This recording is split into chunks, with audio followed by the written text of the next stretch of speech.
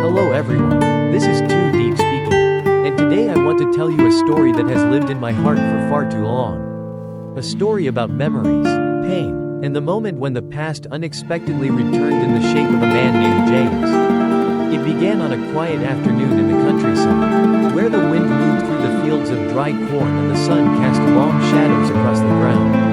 My voice echoed anxiously as I called his name. James, James, where did you go? The fire he had been tending had just gone out, leaving behind only the faint smell of smoke.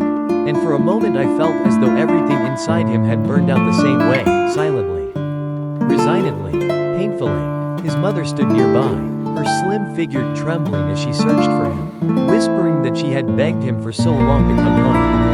But he wouldn't. She said all of this suffering began because of Mr. Home and how he had treated his own daughter so harshly just because of me. A poor girl, why is he so cruel? She asked, her voice breaking. James is a good man. When she cried like that, when she held her chest and said she couldn't sleep because the pain was too much, I suddenly felt the weight of everything pressing down on my heart.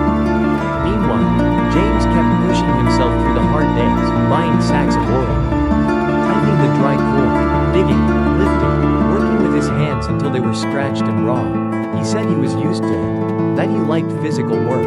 But when his mother saw him covered in dust and sweat, she begged him, come home with me, don't live like this. It hurts me to see you suffer. She tried to pull him away from the life he had forced himself into. But James only lowered his eyes and said he needed time, that he couldn't return him. Not when he believed his father might make my life harder the moment he stepped back into the house. He told his mother he longed for the family they once had, full of laughter, warmth, and unity. He said he missed his father too, even after everything, and that he was just a man who wanted to live in peace again. But he needed his father to take responsibility first. He begged his mother to keep his presence in Vietnam a secret, not to tell me or little NHI, and promised he would visit us soon. He asked her to go home, eat properly, drink water, and take care of herself while he stayed behind to think. And his mother, even though her heart was breaking, agreed. At the same time, there was another man, someone who had helped James with work in exchange for a disturbing promise.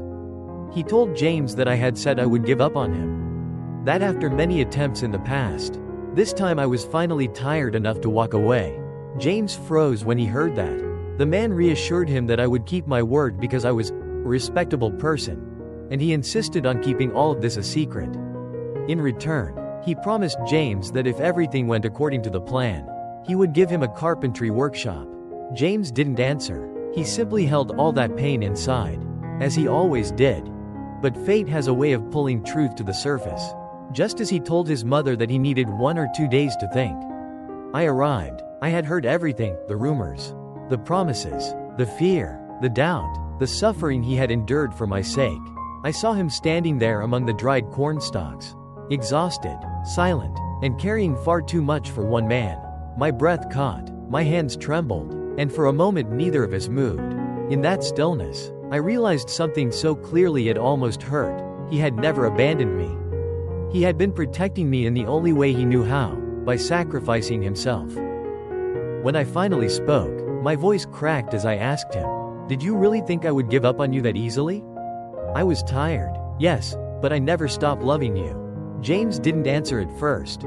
He simply looked at me, as if trying to memorize my face, as if afraid I would disappear if he blinked.